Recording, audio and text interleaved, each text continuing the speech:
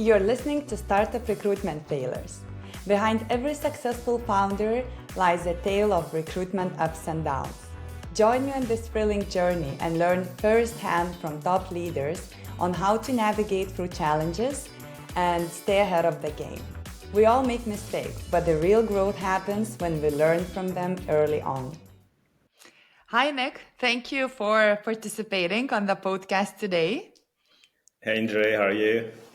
Good, good. So, for those who don't know who Nick is, so he was a head of recruitment at Uber. Then after that, Nick was global head of executive recruiting at Booking.com. After that, VP talent at City, and he has founded Polymath, a talent search and advisory practice.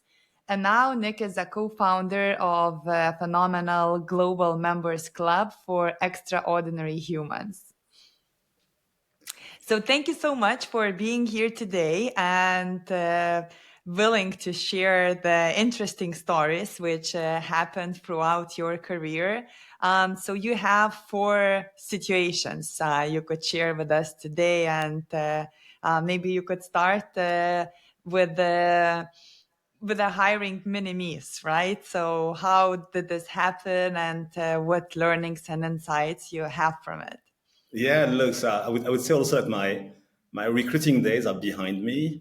It's at least in a professional recruiting capacity, but as a founder, I'm also building teams. So it's I think I will share sort of like a hybrid of my kind of experience in talent and my experience as a co-founder. But with that said, so if I look at the 4 mini cases that I wanted to discuss today, the first one is the propensity of many recruiters and hiring managers to hire people that look like them, and they can be in terms of background, pedigree. Sometimes it can even be about like how they actually look like them. So I used to call it like cloning your organization or like hiring mini-mes, and it has some kind of positive implications in that it's quite often kind of de-risks hiring. If I hire someone like me, the likelihood that they will perform like me is much higher than going for someone that's different.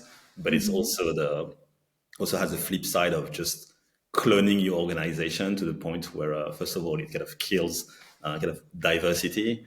And it's not because someone has the same pedigree or went to the same school or kind of looks like you that they will be kind of A players. And I've seen it over and over again, that bias kind of creeping into kind of hiring process.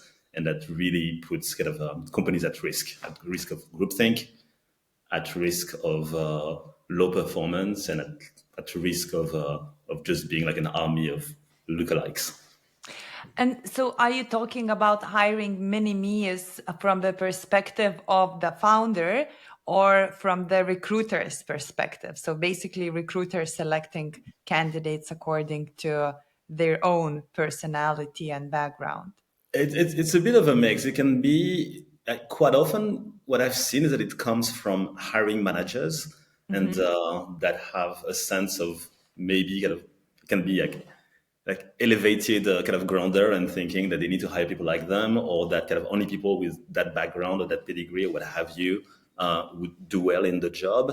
And it's often mimicked by recruiters who want to hire fast and might default to the what will stick with their kind of hiring manager. So it's almost like it can become a vicious cycle where like actually that person only hires people like that, therefore I will only present CVs that look like Yeah. that. Yeah. And why do you think this happens? Why hiring managers want similar people to them?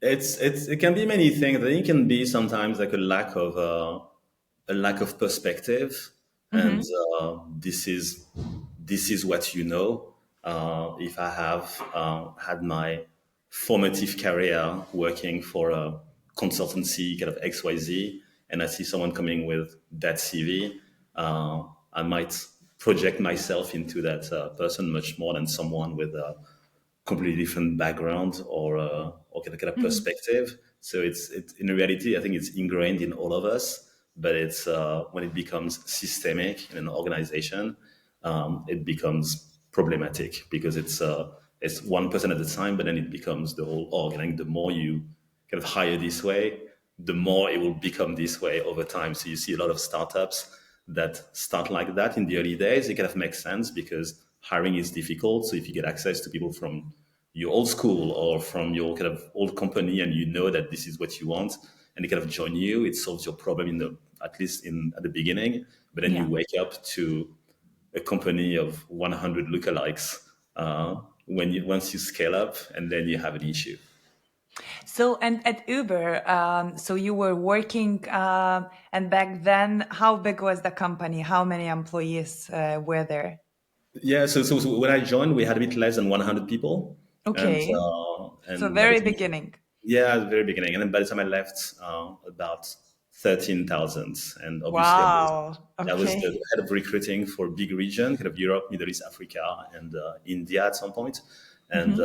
so looked at kind of hired over the years about like 3,000 plus people with a obviously with a large team across kind of every single job family. So I've been through uh, a lot of hires, and it's Hmm. like an amazing experience. And I must say, and it's just it's not just about Uber, by the way. I think Uber was just recruiting at scale. So in Yeah. a sense, and with not many companies have been done it before in that at that pace. So Hmm. it was.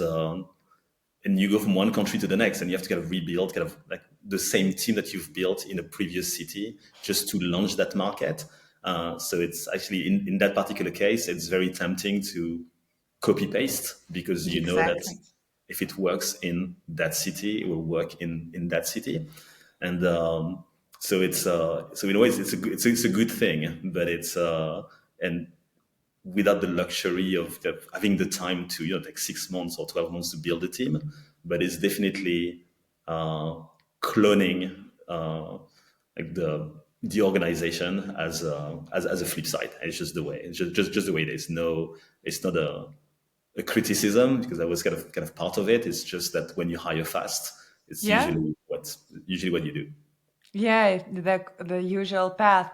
And how did you notice? How did you realize that this is not sustainable and it's not so beneficial? It's maybe easy to do and follow this principle, but it gives a lot of disadvantages. Did something happen, or how did you came to the understanding?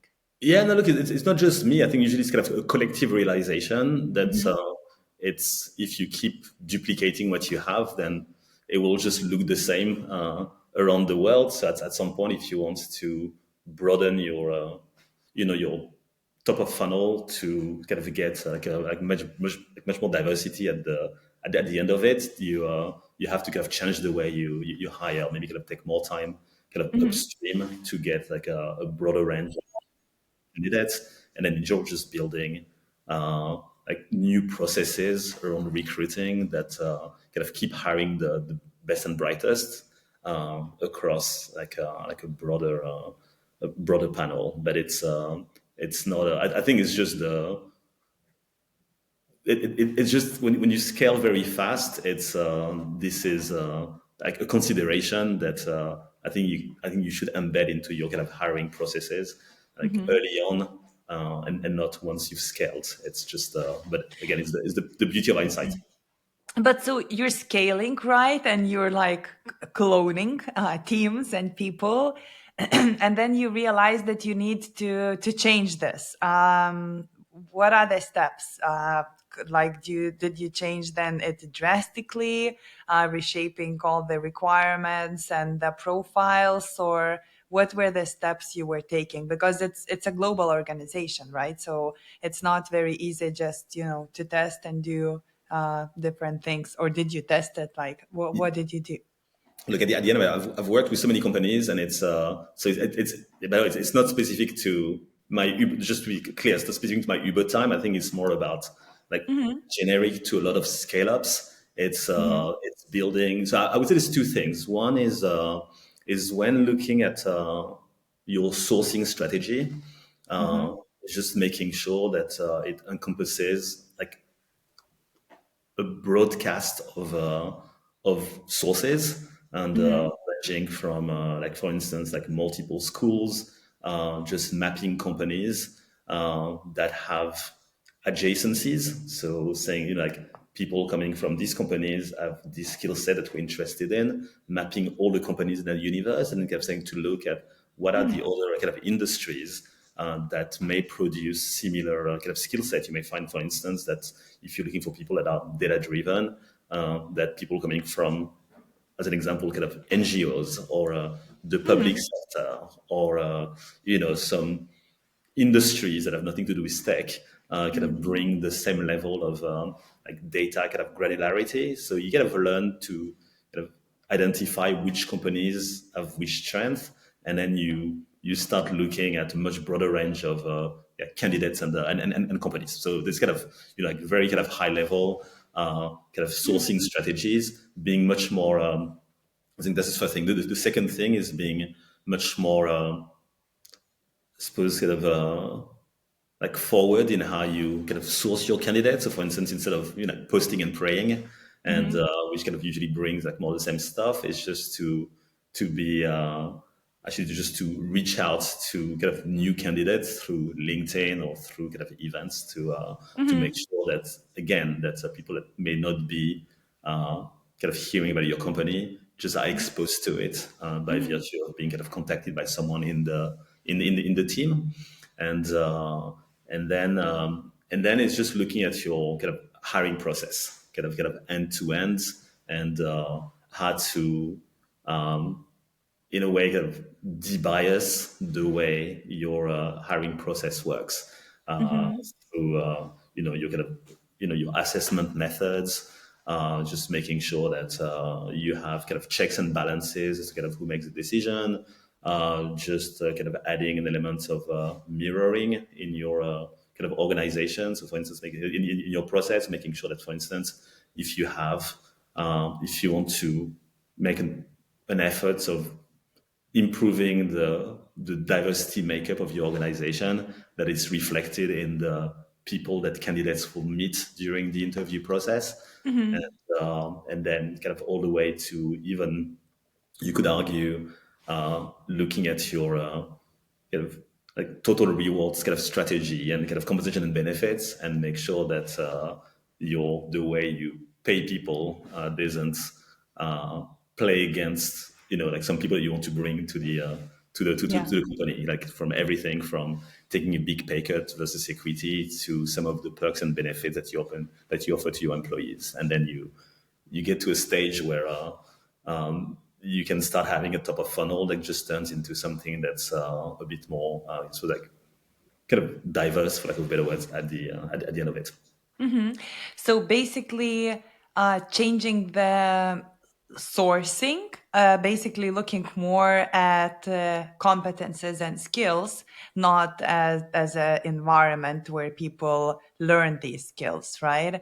And then looking for more ways to attract talents, and finally reshaping the selection process, right? So Yes, it's exactly, not exactly. as simple anymore, because if you're looking for people with the same experience in same companies, it's one thing. But when you need to examine the skills with a totally different experience, it's a totally different thing. So I believe it's way more complicated, right? Therefore, sometimes we just choose to clone because we know that it's checked, we trust it, and it will be easy to hire, and we will know the results. Yes. Hmm. Great. And yeah, so you also mentioned that there were some cultural misfits, right? Or how you called it in a funny way, organ rejection. Yeah. So it's a funny term that I heard it for the first time actually when I joined Booking as a global Okay. exec, and it was a very strong culture that was very different from culture that I'd experienced before. So it was the Mhm. case of you fit in or you don't, like really kind of a kind of strong kind of What was so values. specific? What was so authentic about it? I'm trying to remember. I think some of it was around being I suppose you'll have to kind of come back to me, but it's there Mhm. was this, the concept of humility, and Mhm. then the concept of we could like staying in your lane. So this is your job, and then like Mm.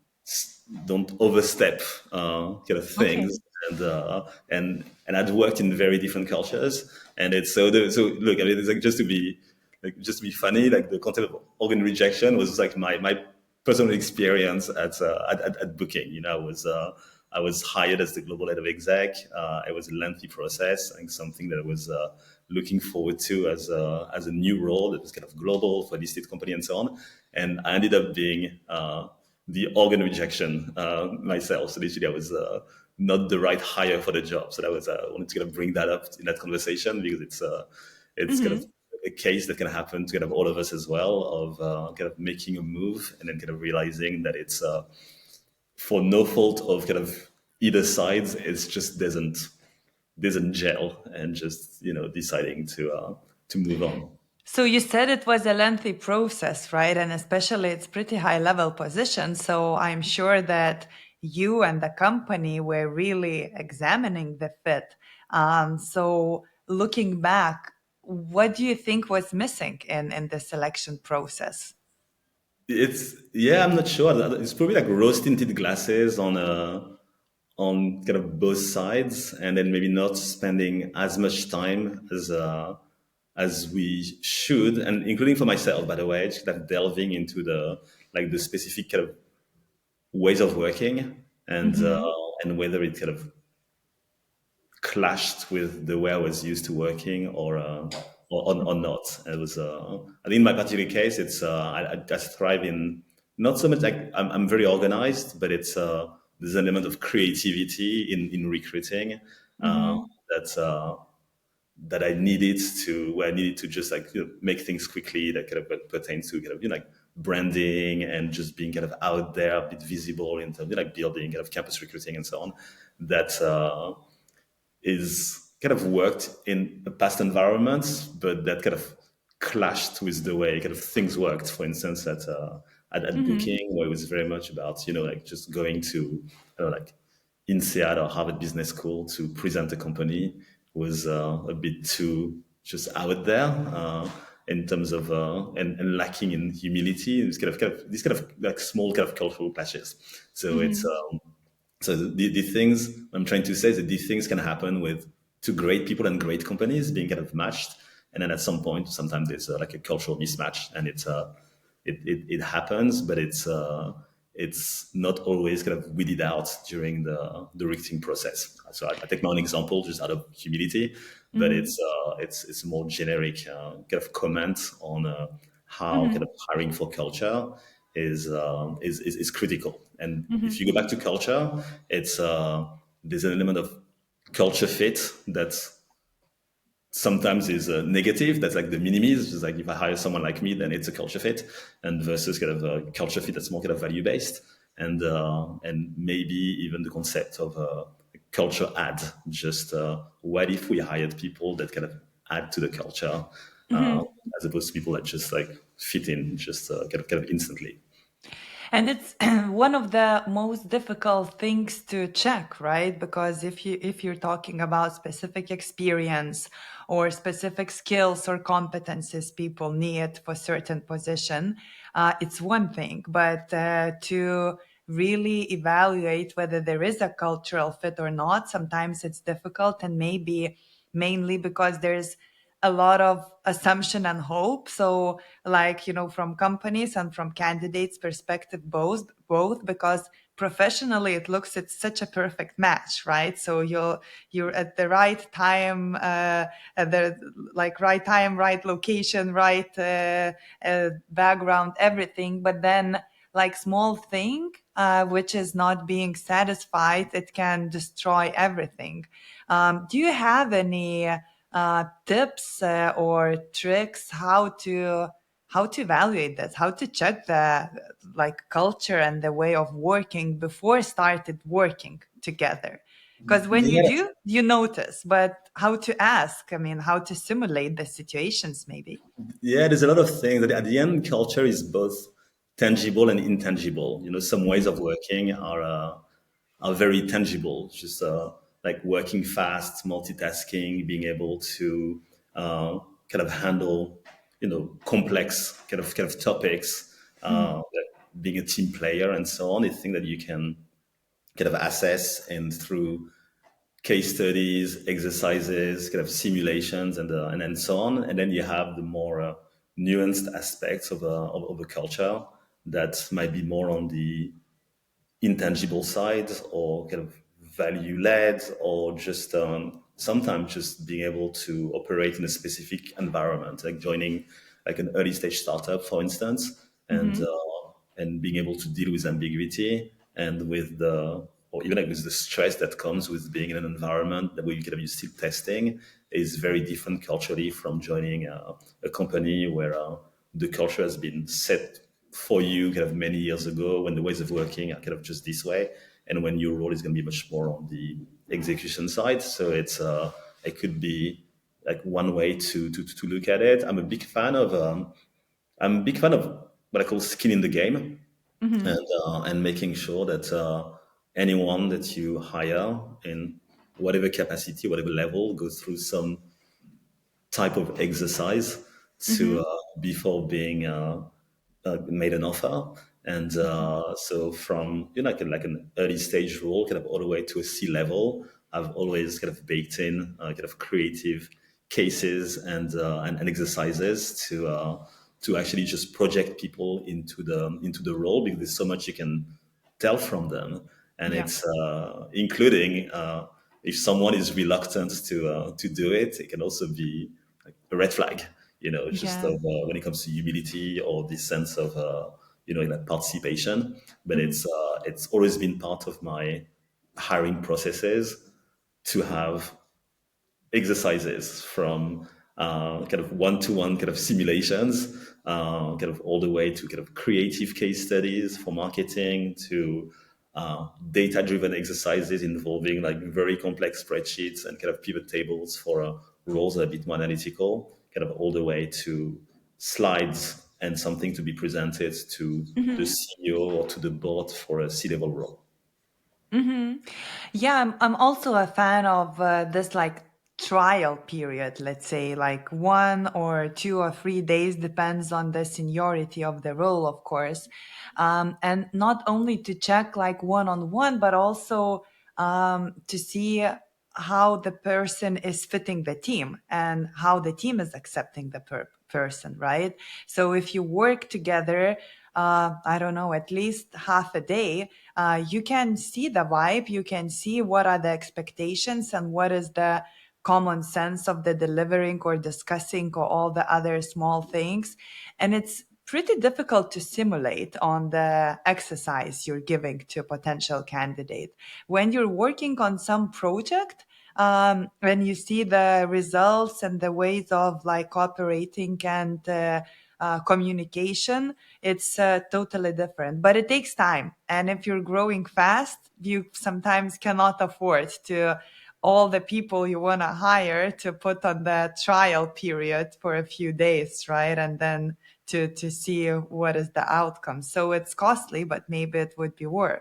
Yeah, and also I mean there's some legalities around it, and but definitely you can turn your case studies or exercises into. It doesn't have to be a PowerPoint. It can be just come for half a day of back-to-back meetings, and then Yeah. we'll do something that involves your team or your stakeholders, and you'll present your exercise to them, and in a way that like mimics the way it would work in real work situation.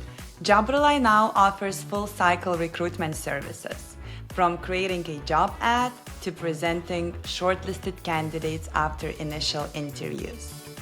Fill out the project brief, and candidate profiles will be sourced for you.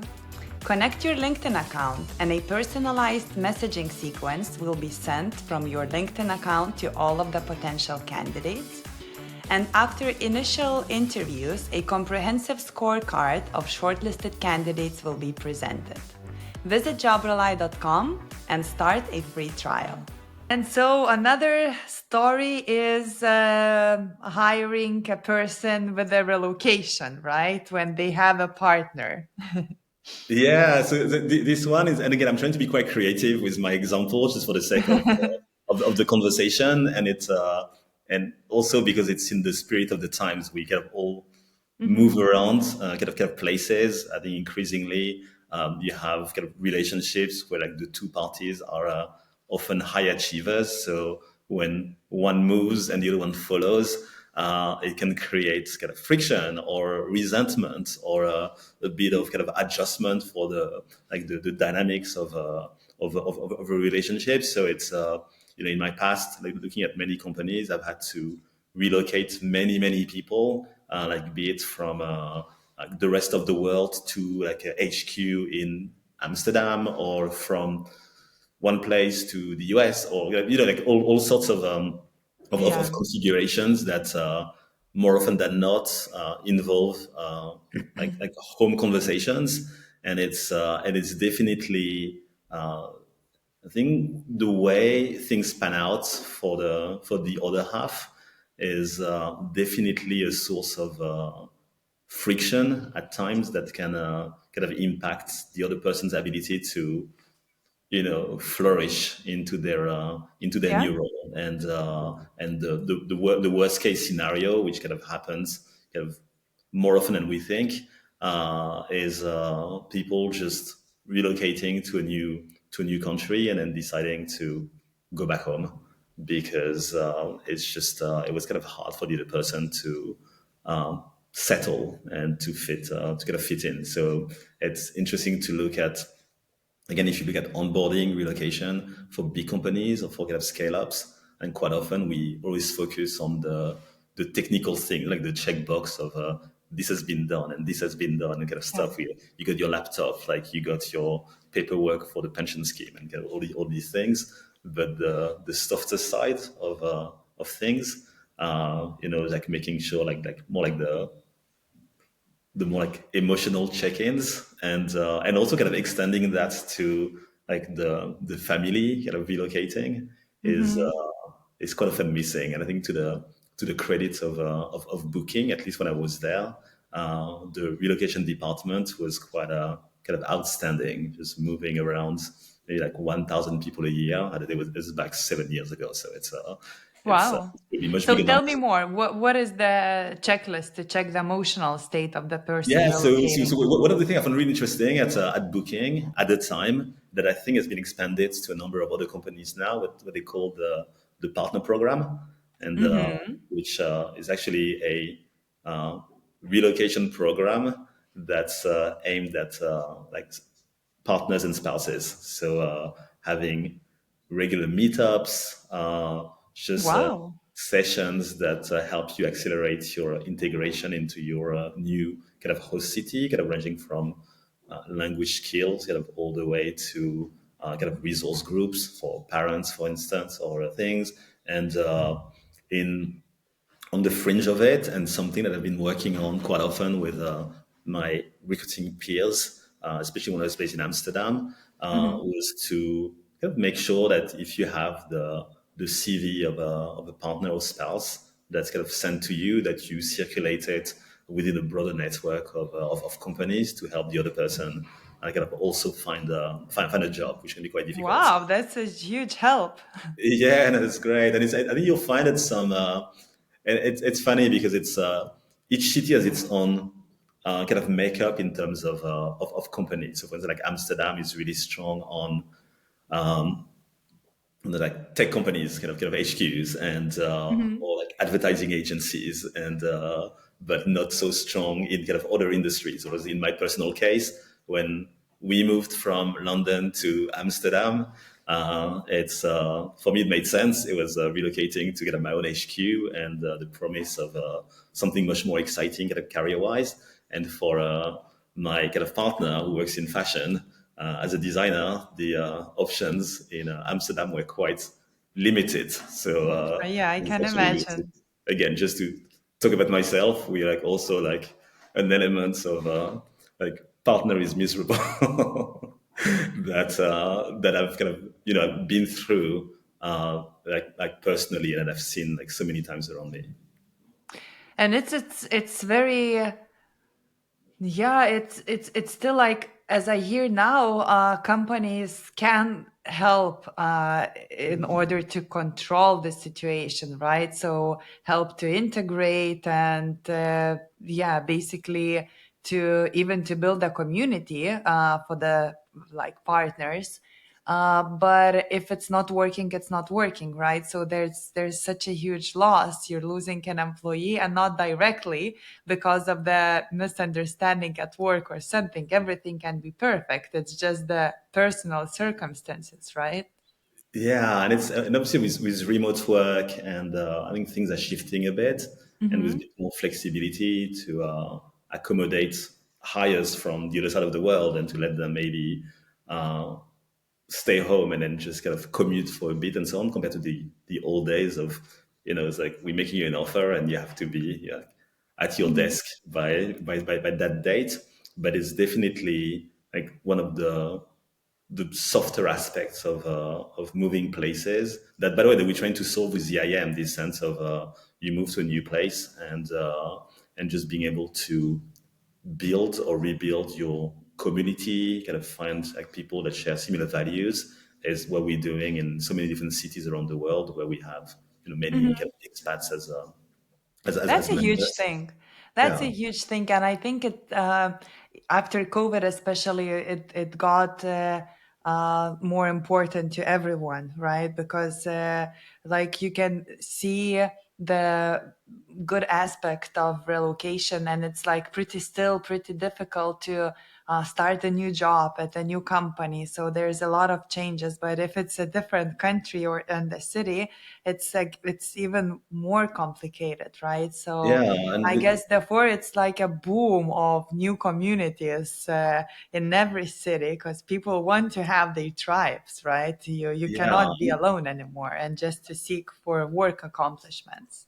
and it's multi-tiered as well, because it's, I think if you look at all, like what's like a pyramid of needs, it's at one level, when you move to a new place, you need to sort the foundations. Like you need a house to live in, like maybe a car, a school, kind of all these kind of things, and it's that in itself is you can get it from the community, just to kind of speed it up, and then you kind of start moving into the next rungs of your needs. I need to kind of recreate my wellness routine. I need to get food that I'm familiar with. I need to build a community of like-minded people, and that's where it becomes like the hard bit that can take a lot of time. So if we can speed it up, Mhm.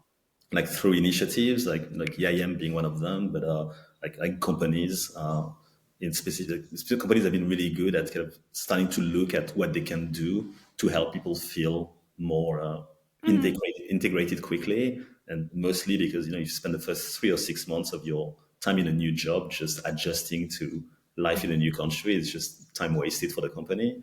And so just being able to get people to kind of hit the ground running, and at the same time kind of help with like the more like social aspects of moving to a new place is the new territory for Mhm. I think for successful companies. Yeah, I'm just thinking like how risky it is, right? Because it's so personal. And if you have a candidate who has this experience of relocating to new city for job, it's kind of tested, right? But if it's a new thing they're trying, they might be super interested and excited about it, but it might not work out, and you cannot do anything, right? So do you have any statistics like what is the percentage of people who relocate after a few months decide that it was a bad idea and they come back to their hometown? Look, I think relocating like somewhere and just leaving and quitting and to move back home is probably like the extreme edge case Hmm. of that of what I'm trying to describe. But definitely, just for things kind of linger around for like maybe like 6 to 18 months, and then people just eventually kind of leaving within 12 months. I've seen some stats at the. I'm not sure what they are, so it's I don't want to say Okay. something stupid, but it was actually quite a high number. If you look at 12 months, it was actually a not significant number. And if you look at your typical cost of recruiting, which is kind of estimated for exact, say like 3 months of salary, and you kind Mm, of multiply by, I don't know, like 20 or 30% of your hires just churning. It's a massive loss to the company, plus the opportunity cost of performance, the need to kind of replace the exactly. person like with a new process, and yeah, so it's actually a massive issue. Yeah, so I believe that remote work can solve a lot of problems as such. Yeah, it does. And I think the other thing as well, maybe like more like speaking as kind of Europeans, is that it's there's a culture in the US of you get a job offer on the other coast, you just pack your bag, family, you kind of just move, and so you meet a lot of people from the US that have moved around the country in Hmm. their childhood just based on their parents kind of postings, and we're still in Europe quite territorial. Hmm. So to an extent, like as a French person, for me, like moving to Bordeaux or to Nice is kind of one thing. But we start moving countries, there's still a lot of hurdles and Yeah. cultural, administrative, even with an EU passport, that just still make it a challenge. So the more we kind of work collectively at removing them, the better. And then Hmm. the other thing, maybe like an advice to company leaders or to kind of talent leaders out there, is that it's companies hold some of the solutions, but not all of them, in Hmm. the sense that there's so much that a company can do, but at some point it's also like trusting like third parties, like some of the companies like working on relocation, for instance, or communities like EIM, again like humble plug, to take over that cultural piece or social piece, Yeah. because people also need to have a life kind of outside of work, or in some cases, if join a company, relocate there, like in my case for instance, and kind of look, when I was younger, like to build like an extended kind of LGBT community.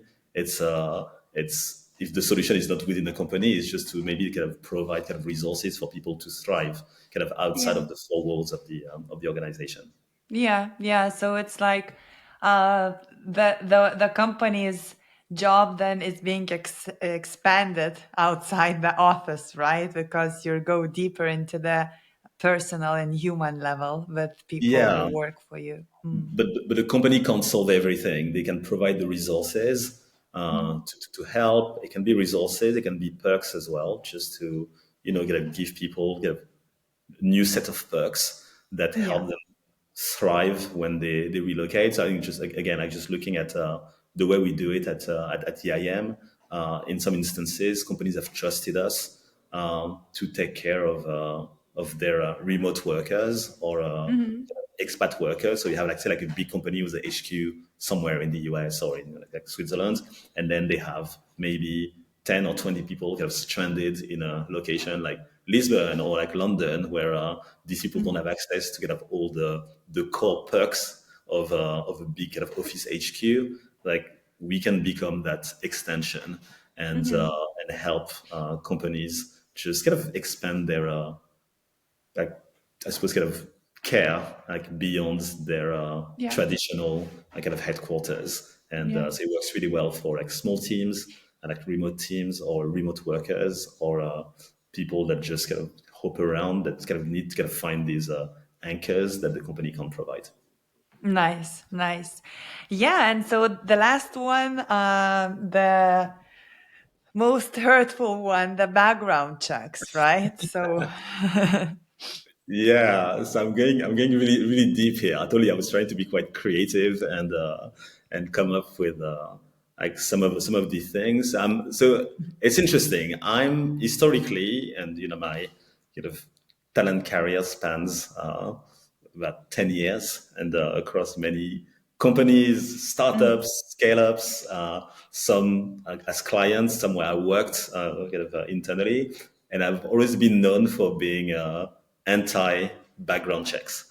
It's uh, okay, it's interesting. I don't know why. I just find them intrusive, quite often pointless. In that you just call someone and just say, "Hey, do you work with that person?" Yes, no. It's I think that also like if you trust your hiring process, why just get the opinion of two strangers kind of thrown in when collectively as an organization of smart people, you've made a decision that you want to make an Yeah. offer to that person on the basis of like a fair and kind of constructive process. So Yeah. that was my view at a very high level, but then it can backfire with and sometimes kind of small things, kind of red flags and stuff. Like you can kind of deal with it, you kind of improve your process. But there's been some instances in the distance in the distant past where if I had done a simple background check, I would have maybe kind of avoided some dramatic hires to leave it Okay. So at what that. happened? What was so dramatic you didn't check? It's just crazy things, you know, kind of like it was like breaches of codes of conduct of various forms that kind of apparently had happened in the past and that were kind of well known in the kind of industry. And if I had done like a basic background check, I would have avoided it. Just an example I want to bring because it's kind of a funny slash not funny one, but Uh-huh. it's because at a basic level, it's just like someone just joins the company and the performance is not as expected.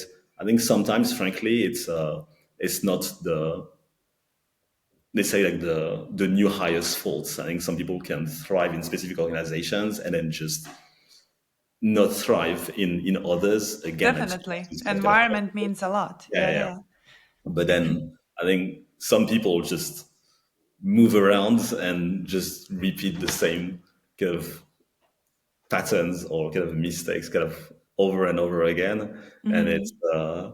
and sometimes it's best to it would be better if it was known to the company hiring, and it's just one of these stuff. So I think to this day I'm still not a big fan of background checks, and Hmm. it's if I do them, or if I've been in companies that kind of do them, I would at least try to do them in a way that's constructive and that's transparent, not trying to do it behind the scenes. Kind of the Hmm. worst thing to do, and then to do it in tandem with the person that you hire, saying, hey, like I'd love to hear from two people that have worked with you, and be quite specific as well. So it's not just like your best friend doing your reference, but being specific about what you're looking for Hmm. and what you'll be kind of asking for, and then just maybe kind of move on with it. But it's always been a controversial one that I'm still on the fence. But again, it's in my past, but it was definitely like one of the things that I've been kind of struggling with in some instances. Yeah, it's a very tricky topic actually because there's so first people thrive in different environments, right? Or thrive or not. So if it's not very matching their culture or their skills or motivation, then of course they don't present good results. And a different company, it could be totally different. Also, it can be that the previous manager was just wants just to be nice and they don't say nothing bad about that person because past was past and maybe a person changed, right? Yeah, So it's not always 100%. You're not always 100% sure that you will get the answer and the information and the warning. There have been so many times for me that I called for the reference check and I got the best words and descriptions. Sorry, best words and descriptions about the person and their results. And then after working with them for a few months, I see that it wasn't 100% true, right? But who to blame? I mean, the person maybe remember them from the good side. But when it comes to like, especially bad habits, like, I don't know, alcohol or drug use or some, I don't know, toxic behavior in different companies. So usually people don't change so fast. And it's pretty good to check with the previous employer and to know this in advance, at least to know the circumstances and this possibility, and then to check during the trial period, probation period, deeper. Honestly, I mean, it is so tough, and it's just to your point. You know, I only make glowing recommendations, and I make them for people that I worked with 10 years ago, and Mhm. so it's of course it's going to be. I'm going to say great kind of great things, Yeah, and again, if even if someone is not performing strongly in an organization, doesn't mean that they can't thrive in another one. It's maybe exactly. the culture, the environment, and so on. So it's just. Yeah, it's a bit of it's a bit of a funny one, but it's I think what I was going to say is that making good use of the trial period and uh, and then just to as an assessment period and just being able to actually like make in some cases kind of hard decisions Hmm. during that trial period is probably going to save kind of companies a lot of Yeah, time and kind of resources in the future. I think quite often people just forget about trial period, and then yeah, when the issue comes up, it's kind of beyond it, and then it's very hard to do much about it. So being very proactive about that trial yeah. period is critical. And new employees usually during the probation period do their best, right? So Yeah. it's only the probation period ends. They relax and they, start behaving how they used to. No, not all the time, and also I mean, if you go back to Europe as a construct, you have countries where your trial period can be 6 months Mhm. extended to 12, and others where it's just 1 month, so Yeah, it can be very narrow to assess someone's work. You still need to give them like the lay of yeah. the land and during the first couple of weeks. So it kind of goes back for me to strong onboarding, Hmm. just helping people integrate into the company and into the new kind of environment as fast as possible with as many kind of resources, kind of technical and kind of cultural to help them, Hmm. and then just these kind of aspects of kind of job integration that revolve around like an onboarding that's very robust, not just again like ticking boxes. I got okay, that person got their laptop and signed all the paperwork, so onboarding done, but just spending the Yeah, first couple of weeks with meeting all your peers and stakeholders and then just jumping on calls with the head of something like in Singapore and the one in San Francisco and kind of stuff, and just doing all these and having all these moments, and then just feeling that you can just be much more kind of, like productive hmm, yeah. faster. Yeah, definitely. So it does require preparation and it does require attention and time spent, at least for the first few weeks, right? And just adding to how tricky it is with the background checks, it's also this thing that like it happened for me at least once, that I got the reference and it was not so positive, but I didn't buy it. I still wanted to believe that the person can perform well and will fit the team well because it was so much at stake. There weren't so many great candidates, and finally I found one, and then I can't believe that this happened. So it's also, it's super tricky. You sometimes you hear it and you don't accept it. Look, I mean, it's recruiting is really hard because at the end, the incentive on all of us is to hire as fast as possible. It's Yeah, like the hiring manager wants to get it done yesterday. yeah, As a recruiter, you don't want to spend 6 months on a search. If you could solve it in 2 weeks, you'd be like very yeah, happy. So it's very easy to disregard kind of things in front of you, and yeah. because again you want to move fast. So that's why building these processes is like throughout is the only way to build strong recruiting foundations. And for me, it's Mhm. just a process. There have to be 15 steps. I've seen it in too many companies. In Google is or Alphabet is known for sticking Mhm. to 4 rounds, and that's it. And then just building like an end-to-end process that kind of collects everything you need to know within these 4 rounds. So I like this kind of 4 to 5. I think Yeah, yeah. moving fast, we can exercise, and also love the idea of involving people that have no stake in Mhm.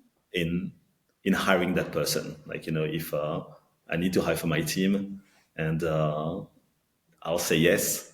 But if I bring someone who has zero incentive to say yes to that person, they will probably look at cultural aspects that I've maybe neglected. So, like companies like Amazon have been really good at building these what they call bar raiser processes, and something I've Hmm. rolled out in my kind of past life, where you just bring in this person at the last minute.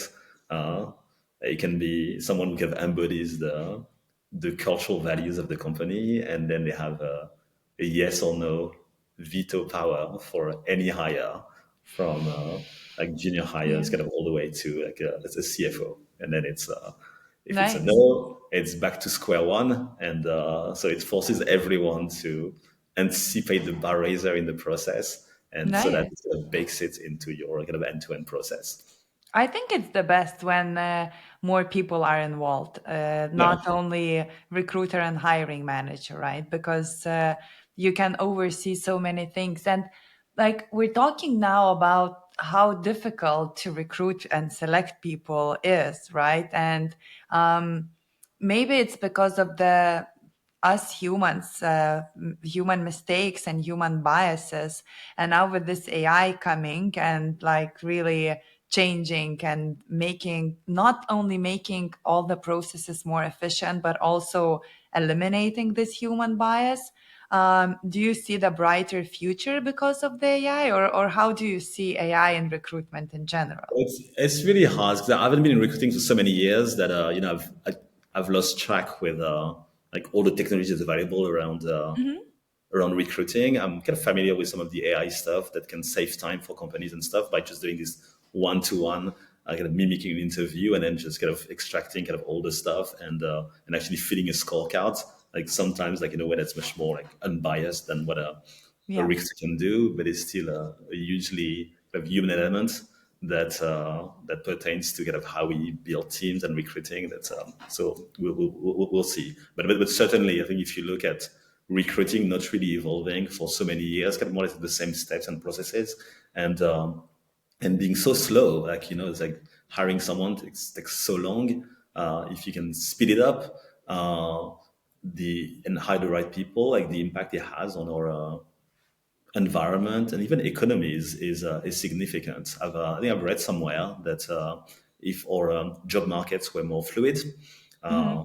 across the board, like in across Europe, we would gain like 1% in economic growth kind of each year. I don't know if it's like 1 or 1.5. So the Hmm. idea that like or lack of economic growth is primarily driven by like hiring bottlenecks and in specific sectors, but also just across countries, and then just like the cost of replacing someone is not just to the company, it's just to our economy as a whole. So just kind of anything that can just fluidify the market and let people just find their spot is positive. I think AI will play a very strong role in it.